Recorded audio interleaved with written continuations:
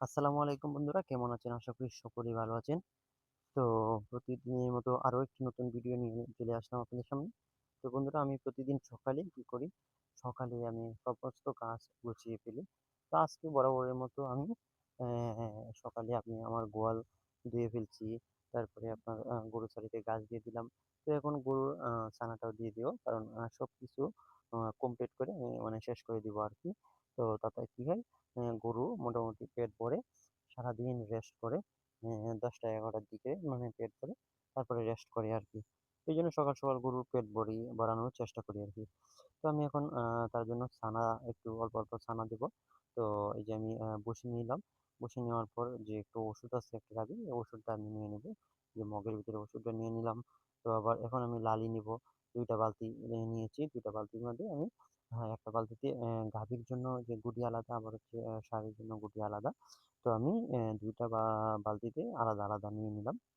নেওয়ার পর আমি এখন বসি নিয়ে চলে যাবো।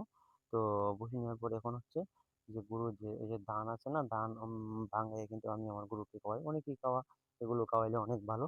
তো আমি এগুলো ধান গুঁড়া কইরা আরকি তো গরুকে খাওয়ানোর জন্য যে ড্রামে ভরে রাখছি আরকি। তো এগুলো আমি এখন বালতিতে নিয়ে সবগুলো মিক্স করে তারপরে দিয়ে দিব আরকি। এটা হচ্ছে আমার গোডাউন। গোডাউনে আমি হাঁসের খাদ্য, মুরগির খাদ্য যা আসে সবগুলো এখানে রাখি আরকি। তো এই যে আমি এখন চলে যাব গোয়ালে। গোয়ালে গিয়ে এগুলো আমি মিক্স করব আরকি। কারণ এই যে গুডির সাথে যে পানি দিয়ে মিক্স করে খাওয়ালে কি হয়?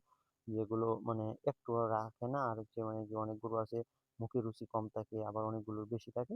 তো এই যে আর যদি পানিতে মিশিয়ে দেওয়া হয় তাহলে কিন্তু সবগুলো খেয়ে ফেলে।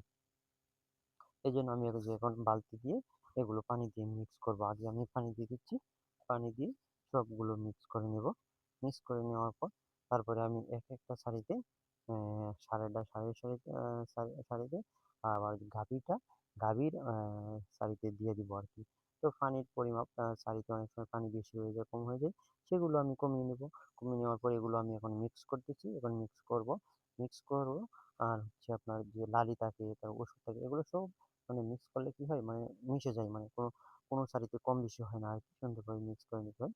তো পানির পরিমাপ আমি নিয়ে নিলাম।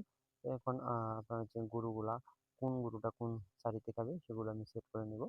তো এই যে আমি সেট করে নিলাম।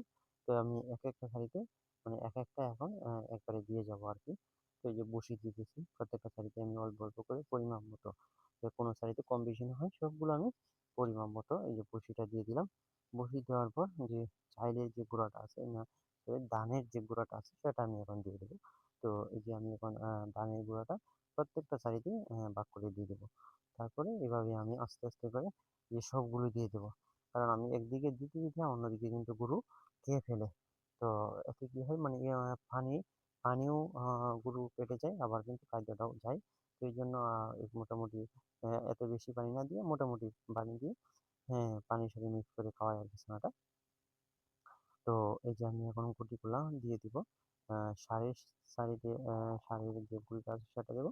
আবার গাভীর যে গুঁড়িটা আছে অনেকে নারিশ বলে, গরুর খাদ্য আরকি। তো সেটা দিয়ে দিব আরকি। এই যে আমি দিয়ে দিলাম। মোটামুটি আমার কাজ কমপ্লিট। আবার হচ্ছে অনেক গরু আছে যে একটু মুখে কম রুচি থাকে, সেগুলোকে আলাদা করে আমি একটু স্পেশাল ভাবে দেওয়ার চেষ্টা করি আরকি। তো যাতে করে তাদের পেটটা ভরে। সব গরু তো আর সমান না। অনেক গরু আছে মুখে ভালো রুচি, অল্প খাবার দিলে পেট ভরে ফেলে। আবার অনেক গরু আছে অনেক মোটামুটি ভালোভাবে দিতে হয় আরকি। এজন্য আমি এভাবে ভাগ করে দিই আরকি।